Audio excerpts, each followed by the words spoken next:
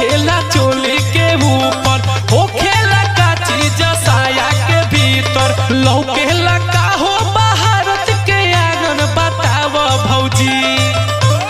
लौकेला का हो भारत के आंगन बताव भौजी बारू पढ़ल लिखल निमन बताव भौजी।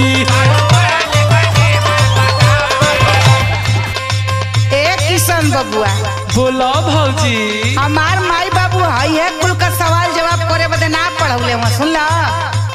हमार डिग्री दूसर बा का डिग्री बता हम तो के का बताई कौन कौन फालतू फालतू बात पूछत बा के सिखौला सा तो के